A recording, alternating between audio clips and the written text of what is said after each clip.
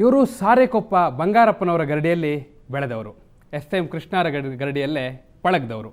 ದೇವೇಗೌಡರ ಕುಟುಂಬವನ್ನು ಎದುರು ಹಾಕ್ಕೊಂಡೇ ರಾಜಕಾರಣ ಮಾಡ್ಕೊಂಡು ಬಂದವರು. ಅದೇ ದೇವೇಗೌಡರ ವಿರುದ್ಧ ಚುನಾವಣೆಗೆ ನಿಂತು ಸೋತರು. ಅದೇ ದೇವೇಗೌಡರ ವಿರುದ್ಧ ಒಬ್ಬಾಕೆ ಪತ್ರಕರ್ತೆಯನ್ನು ಚುನಾವಣೆಗೆ ನಿಲ್ಲಿಸಿ ಗೆಲ್ಲಿಸ್ಕೊಂಡು ಬಂದರು. ಕಳೆದ ಲೋಕಸಭಾ ಚುನಾವಣೆಯಲ್ಲೂ ಹಾಸನದ ಉಸ್ತುವಾರಿಯನ್ನು ವಹಿಸಿ ದೇವೇಗೌಡರ ಎದುರು ಸೋತರು. ಆದರೆ ಬಳ್ಳಾರಿಯ ಉಪಕರಣದಲ್ಲಿ ಗೆದ್ದು ಬಂದರು. ಇಷ್ಟು ಹೇಳಿದ ಮೇಲೆ ಇವರು ಡಿ ಕೆ ಶಿವಕುಮಾರ್ ಅಂತ ಪ್ರತ್ಯೇಕವಾಗಿ ಹೇಳಬೇಕಾಗಿಲ್ಲ. ಇವತ್ತಿನ ನಮ್ಮ ಅತಿಥಿ ಡಿ ಕೆ ಶಿವಕುಮಾರ್. ಶಿವಕುಮಾರ್ ಅವರೇ, ಕಾರ್ಯಕ್ರಮಕ್ಕೆ ಸ್ವಾಗತ. ನಾನು ಹೇಳಿದ್ದೆಲ್ಲವನ್ನು ಕೂಡ ಕೇಳಿಸ್ಕೊಂಡ್ರಿ. ಬಂಗಾರಪ್ಪನವರ ಗರಡಿ, ಎಂ ಕೃಷ್ಣರ ಗರಡಿ, ದೇವೇಗೌಡರ ಕುಟುಂಬದ ಇದರಿನ ರಾಜಕಾರಣ, ಎಲ್ಲ ಕಡೆಯೂ ಕೂಡ ಡಿ ಕೆ ಶಿವಕುಮಾರ್ ಗೆಲುವಿಗಾಗಿಯೇ ಹಪಾಪಿಸ್ತಾ ಬಂದವರು. ಒಬ್ಬ ರಾಜಕಾರಣಿಗೆ ಗೆಲುವು ಎಷ್ಟು ಮುಖ್ಯ, ಡಿ ಕೆ ಶಿವಕುಮಾರ್ಗೆ ವಿಶೇಷವಾಗಿ? ಚುನಾವಣೆ ರಾಜಕಾರಣ ಮಾಡಿದ ಮೇಲೆ ಚುನಾವಣೆಯಲ್ಲಿ ಗೆಲುವು ಸೋಲು ಎರಡೂ ಇದ್ದೇ ಇರ್ತದೆ.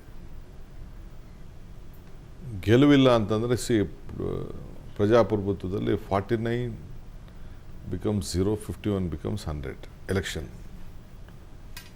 ಹೆಂಗೆದ್ದೆ ಯಾರು ಕೇಳೋದಿಲ್ಲ, ಗೆದ್ನ ಸೋತ್ನ. ಕೆಲವರು ಏನೇನೋ ವಿಶೇಷಣೆಗಳು ಕೊಡ್ಬೋದು, ಆದರೆ ರಾಜಕೀಯದಲ್ಲಿ ಅವೆಲ್ಲ ಕೌಂಟ್ ಆಗೋದಿಲ್ಲ. So ultimately the success story is very much important. ಕುತಂತ್ರ ಮಾಡಿದ್ರು ಸರಿ, ಗೆಲ್ಲಬೇಕು. ಇದೇ ರಾಜಕಾರಣ. ಇದು ಪಾಲಿಟಿಕ್ಸು ಫುಟ್ಬಾಲ್ ಅಲ್ಲ, ಫುಟ್ಬಾಲ್ ಆಟ ಅಲ್ಲ. ಇದೊಂದು ಚೆಸ್ ಗೇಮ್, ಇದೊಂದು ಚದುರಂಗದ ಆಟ. ನೀವು ಕೂಡ ಕುತಂತ್ರ ಎಲ್ಲ ಮಾಡಿದ್ದೀರಿ ಅಂತೀರಿ?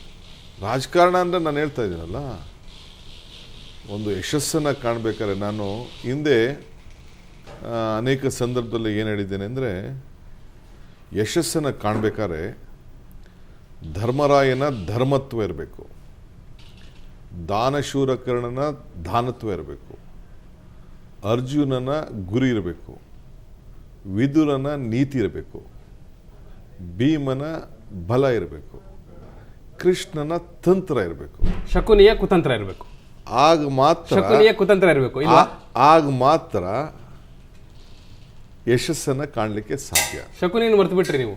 ಅಲ್ಲ, ಶಕುನಿನ ಮರಲಿಕ್ಕೆ ಸಾಧ್ಯ ಇಲ್ಲ. ಯಾಕೆಂದರೆ ಶಕುನಿಯ ಕುತಂತ್ರ ಇಲ್ಲ ಅಂತ ನಾನು ಹೇಳಲಿಕ್ಕೆ ಸಾಧ್ಯ ಇಲ್ಲ. ಆದರೆ ಯಶಸ್ಸು ಕಾಣಬೇಕಾದ್ರೆ ಇವೆಲ್ಲ ಬೇಕಾಗ್ತದೆ.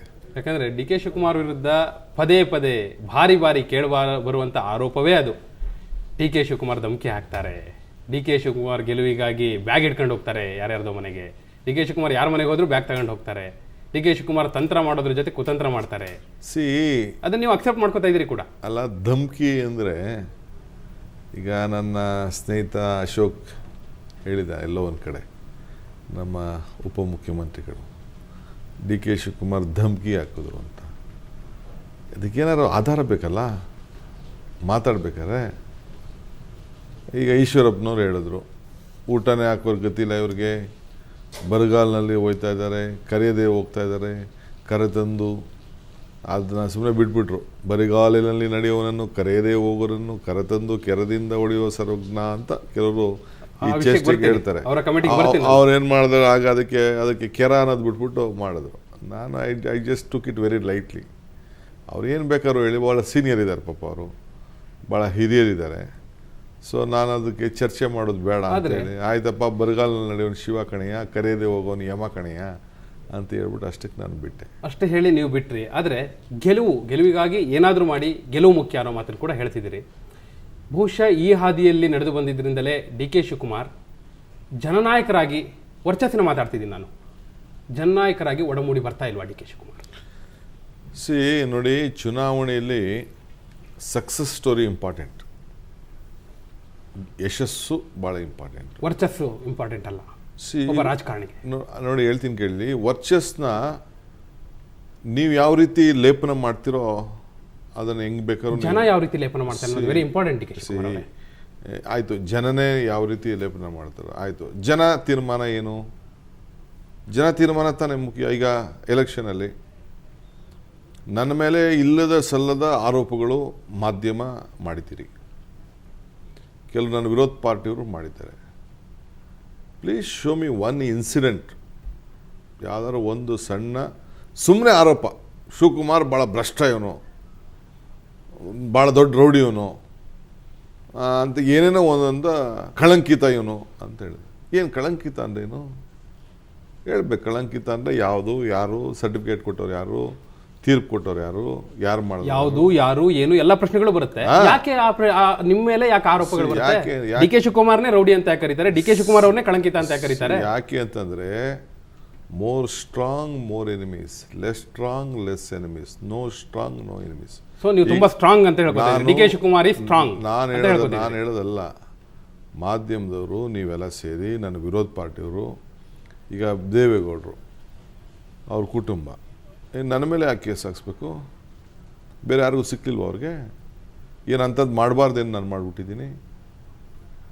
ಏನು ಮಾಡಬಾರ್ದೇನು ಮಾಡಿ ಏನು ಆಯ್ತಪ್ಪ, ರಾಜಕಾರಣದಲ್ಲಿ ಪ್ರಾರಂಭ ಮಾಡಿದಾಗಿಂದ ದೇವೇಗೌಡರ ಮೇಲೆ ಎಲೆಕ್ಷನ್ ನಿಲ್ತಿದ್ದೀನಿ, ಕುಮಾರಸ್ವಾಮಿ ಅವ್ರ ಮೇಲೆ ಎಲೆಕ್ಷನ್ ನಿಂತಿದ್ದೀನಿ, ದೇವೇಗೌಡರ ಮೇಲೆ ಸೋತಿದ್ದೀನಿ, ಸೋಲ್ಸಿದ್ದೀನಿ. ತಿರ್ಗಾ ನನ್ನ ತಮ್ಮ ಬೈ ಎಲೆಕ್ಷನ್ ನಿಂತ್ಕೊಂಡ್ರು, ನಾನೇ ನನ್ನ ತಮ್ಮನ ಆಯಿತು ತೀರ್ಮಾನ ಮಾಡಿದನು, ಪಕ್ಷ ತೀರ್ಮಾನ ಮಾಡ್ತು, ಅವರ ಧರ್ಮಪತ್ನಿಯವ್ರ ಮೇಲೆ ಎಲೆಕ್ಷನ್ ನಿಂತ್ಕೊಂಡು, ಎಲೆಕ್ಷನ್ ನಿಂತ ಮೇಲೆ ಏನಾದ್ರು ಒಂದು ತೀರ್ಮಾನ ಆಗಲೇಬೇಕಲ್ಲ, ಚುನಾವಣೆ ಗೆಲ್ಲಲೇಬೇಕಲ್ಲ. ಅವರು BJP ಜೊತೆ ಹೊಂದಾಣಿಕೆ ಮಾಡ್ಕೊಂಡದ್ದು, ಅವರೆಲ್ಲರ ಜೊತೆನೂ ಹೊಂದಾಣಿಕೆ ಮಾಡ್ಕೊಂಡಿದ್ದೆಲ್ಲ ಲೆಕ್ಕಕ್ಕಿಲ್ಲ. ಅವರ ಸಿದ್ಧಾಂತ ನೀತಿ ಎಲ್ಲ ಬಿಟ್ಟು BJP ಜೊತೆನೇ ಎಷ್ಟೆಲ್ಲ ಮಾತಾಡ್ತಿದ್ದಂಥ ದೇವೇಗೌಡರು, ಕುಮಾರಸ್ವಾಮಿ ಕೊನೆಗೆ ಧರ್ಮಪತ್ನಿನ ಗೆಲ್ಸ್ಕೋಬೇಕು, ಸೊಸೆನ ಗೆಲ್ಸ್ಕೋಬೇಕು ಅಂಥೇಳಿ ಎಲ್ಲ ರಾಜಿ ಮಾಡಿಕೊಂಡು ಎಲೆಕ್ಷನ್ ಒಟ್ಟಿಗೆ ನಿಂತಾರಲ್ಲ, ಅದೆಲ್ಲ ನೀವು ಯಾರು ಒಂದಿನೂ ನೀವು ಮಾತಾಡಲಿಲ್ಲ. ಆದರೆ ಡಿ ಕೆ ಶಿವಕುಮಾರ್ ಅವರೇ ಒಂದು ಗಮನಿಸಬೇಕಾಗುತ್ತೆ, ನೀವು ಕೂಡ ಮಾತಾಡೋದಿಲ್ಲ. ಫಾರ್ ಎಕ್ಸಾಂಪಲ್, ದೇವೇಗೌಡರ ಕುಟುಂಬ ನಿರಂತರವಾಗಿ ನೀವೇ ಹೇಳ್ಕೊಂಡ್ರಿ, ಈಗ ನನ್ನ ಮೇಲೆ ಎಲ್ಲ ಕೇಸ್ ಹಾಕಿಸ್ತಾರೆ, ಆರೋಪ ಮಾಡ್ತಾರೆ, ಇಲ್ಲ ಸಲ್ಲದ ಹೇಳ್ತಾರೆ. ಆದ್ರೆ ಡಿ ಕೆ ಶಿವಕುಮಾರ್ ದೇವೇಗೌಡರ ಕುಟುಂಬದ ವಿರುದ್ಧ ಅಟ್ಯಾಕ್ ಮಾಡೋದೇ ಇಲ್ಲ, ದೇವೇಗೌಡರನ್ನ ಅಟ್ಯಾಕ್ ಮಾಡೋದೇ ಇಲ್ಲ. ದಟ್ಸ್ ವಾಟ್, ದೇವೇಗೌಡರ ಜನನಾಯಕರು ಅನ್ಸ್ಕೋತಾರೆ, ನೀವು ಆ ವರ್ಚಸ್ಸನ್ನ ಗಳಿಸೋದಿಲ್ಲ. That's what I am telling, ನೀವು ಜನನಾಯಕ ಅಲ್ಲ. ನಾನು ಒಂದು ಲಿಮಿಟೇಷನ್, ಒಂದು ಏಜ್ ಇತ್ತು, ಒಂದು ಎಲ್ಲಿವರೆಗೂ ಏನು ಬೇಕೋ ಹೋರಾಟ ಮಾಡಬೇಕು, ನಾನು ಮಾಡಿದ್ದೀನಿ. ಈಗ ನಾನು ಅವ್ರಿಗೆಲ್ಲ ಉತ್ತರ ಕೊಡೋದು ಬರೀ ಎಲೆಕ್ಷನ್ ಒಂದರಲ್ಲೇ ನಾನು ಅವ್ರಿಗೆ ಉತ್ತರ. I don't want to go personalised issues. ನನಗದು ಬೇಕಾಗಿಲ್ಲ. ರಾಜಕೀಯವಾಗಿ ಜನ, ಕಾರ್ಯಕರ್ತರು, ರಾಜ್ಯ, ದೇಶ ಇದನ್ನು ಗಮನದಲ್ಲಿಟ್ಕೊಂಡು, ಎಲ್ಲ ಸಮುದಾಯ ಗಮನದಲ್ಲಿಟ್ಕೊಂಡು ನಾನು ಇದ್ರ ಮುಖಾಂತರ ಜನ ಏನು ತೀರ್ಪು ಕೊಡ್ತಾರೋ ಆ ತೀರ್ಪು ಮೇಲೆ ಹೋಗ್ಬೇಕು ಅಂತ ನಾನು ಮಾಡಿದೆ. ಈಗ 1000 ಜನ ಅವ್ರು ಏನು ಬೇಕಾದ್ರೂ ನನ್ನ ಮೇಲೆ ಆರೋಪ ಮಾಡಲಿ, 1000 ಕುತಂತ್ರ ಮಾಡಲಿ, ನನಗೂ ಗೊತ್ತು. ಈಗ ಸುಪ್ರೀಂ ಕೋರ್ಟ್ ಎಷ್ಟು ಜನ ಕಳಿಸ್ತಾ ಇದ್ದಾರೆ, ಹೈಕೋರ್ಟ್ಗೆ ಎಷ್ಟು ಜನ ಕಳಿಸ್ತಾ ಇದ್ದಾರೆ, ಎಷ್ಟು ಫಂಡ್ ಮಾಡ್ತಾ ಇದ್ದಾರೆ, ಯಾರ್ಯಾರು ಹಿನ್ನೆಲೆ ಇದ್ದಾರೆ, ಯಾವ ಅಡ್ವೊಕೇಟ್ಗಳಿದ್ದಾರೆ, ಯಾವ ಚಾರ್ಟೆಡ್ ಅಕೌಂಟೆಂಟ್ಗಳಿದ್ದಾರೆ, ಎಲ್ಲ ಐ ನೋ ಎವ್ರಿಥಿಂಗ್. ನನಗೇನು ಗೊತ್ತಿಲ್ಲ ಅಂತ ಏನಲ್ಲ. ಐ ನೋ ನನ್ನ ಫ್ರೆಂಡ್ಸ್ ಯಾರಿದ್ದಾರೆ, ನನ್ನ ಎನಿಮೀಸ್ ಯಾರಿದ್ದಾರೆ ಅಂತ ಗೊತ್ತಿದೆ ನನಗೆ, ಯಾರ್ಯಾರು ಇದು ಮಾಡ್ತಿದ್ದಾರೆ.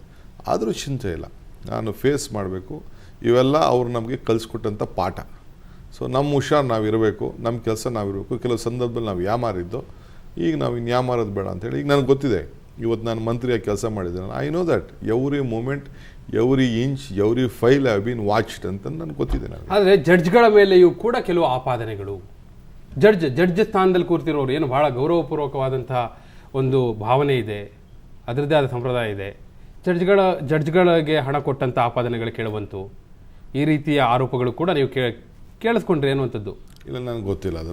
I don't want to discuss anything on judiciary. But ಬಂದಿರುವಂಥ ಸತ್ಯ, ಈ ವಿಚಾರಗಳು ಚರ್ಚೆ ಆಗಿದೆ, ಅದು ಸತ್ಯ ಅನ್ನುವಂಥದ್ದು. ನೀವು ಆ ವಿಚಾರ ಪ್ರಸ್ತಾವ ಮಾಡಿದ್ರಿಂದ ನಾನು ಹೇಳಿದೆ.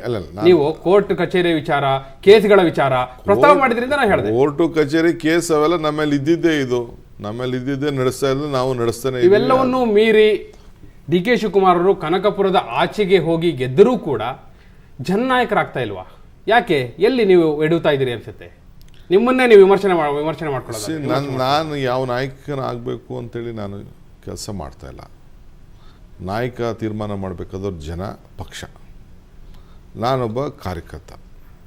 ಎಷ್ಟೇ ನಾನು ಹಿರಿಯನಿದ್ದರೂ ಕೂಡ, 6 ಸತಿ ವಿಧಾನಸಭೆಗೆ ನಾನು ಬಂದಿದ್ದರೂ ಕೂಡ, ಕನಕಪುರದಿಂದ ಒಂದು ಹಳ್ಳಿಯಿಂದ ಈ ಬೆಂಗಳೂರಿವರೆಗೂ ಬಂದು, ಬೆಂಗಳೂರು ಗ್ರಾಮಾಂತರ ಜಿಲ್ಲೆ, ವಿಶೇಷವಾಗಿ ಗ್ರಾಮಾಂತರ ಜಿಲ್ಲೆಯಲ್ಲಿ it is A hot political bed. ಇದು ಇಲ್ಲಿ ಪ್ರತಿಯೊಬ್ಬರು ಕೂಡ ಬೇಕಾದಷ್ಟು ಜನ ಚೀಫ್ ಮಿನಿಸ್ಟರ್ಗಳನ್ನ ತಯಾರು ಮಾಡಿರುವಂಥದ್ದು. ವಿಧಾನಸೌಧ ಹತ್ರಕ್ಕಿದೆ, ಮನೆಗೂ ಪಾಲಿಟಿಕ್ಸ್ ಇಲ್ಲಿ ಬೇಕಾದಷ್ಟಿದ್ರು ಕೂಡ ನಾನು ಭಾಳ ಕಾಷಿಯಸ್, ಪ್ರತಿ ಹಂತದಲ್ಲೂ ಕೂಡ ಭಾಳ ಕಾಷಿಯಸ್ಸಾಗಿ ನನಗೆ ಹೆಜ್ಜೆ ಇಡಬೇಕು ಅಂತ ಕೂಡ ನನಗೆ ಅರಿವಿದೆ. ನಾನು ಯಾಕೆ ಬಾರಿ ಕೇಳ್ತಾ ಇದ್ದೀನಿ ಅಂದರೆ, ಡಿ ಕೆ ಶಿವಕುಮಾರ್ ಅವರೇ, ಭಾರತದ ಪ್ರಜಾಪ್ರಭುತ್ವದ ರಾಜಕಾರಣದಲ್ಲಿ ವಿರೋಧ ಪಕ್ಷದವರು ಕೂಡ ಒಪ್ಪುವಂಥ ರಾಜಕಾರಣಿಗಳಿದ್ದಾರೆ, ಅಂಥ ರಾಜಕಾರಣಿಗಳು ಬೆಳೆದು ಬಂದಿದ್ದಾರೆ, ಕರ್ನಾಟಕದಲ್ಲೂ ಕೂಡ ಇದ್ದಾರೆ. ಅಂಥವ್ರ ನಡುವೆ ಡಿ ಕೆ ಶಿವಕುಮಾರ್ ನಾನು ಜನನಾಯಕ ಆಗಬೇಕು ಅಂತ ಇಲ್ಲ, ನಾನೇನೋ ನಾಯಕ ಅನ್ಸ್ಕೊಳ್ಬೇಕು ಅನ್ನೋ ಕಾರಣಕ್ಕೆ ರಾಜಕಾರಣ ಮಾಡ್ತಿಲ್ಲ ಅಂತೀರಿ ಅಂದರೆ, ಡಿ ಕೆ ಶಿವಕುಮಾರ್ ಗುರಿ ಏನು? ನನ್ನ ಗುರಿ ನೋಡಿ, ನನ್ನ ಕೆಲಸ, ನಾನು ಏನು, ನನ್ನ ಪಕ್ಷ ನನಗೇನು ಕೆಲಸ ಕೊಡ್ತದೆ, ಜನ ಏನು ನನಗೆ ಜವಾಬ್ದಾರಿ ಕೊಟ್ಟಿದ್ದಾರೆ, ಏನು ಜನ ಏನು ನಂಬಿಕೆ ಇದ್ದಾರೆ, ಅಷ್ಟನ್ನು ಮಾತ್ರ ನಾನು ಮಾಡ್ಕೊಂಡು ಹೋಗೋದು. ಮಿಕ್ಕಿದೆಲ್ಲ ಪಾರ್ಟಿ ತೀರ್ಮಾನ ಮಾಡ್ತದೆ. ಈಗ ಡಿ ಕೆ ಶಿವಕುಮಾರ್ ಅವರೊಂದಿಗಿನ ವಿಶೇಷ ಸಂದರ್ಶನದಲ್ಲಿ ಒಂದು ಬ್ರೇಕ್.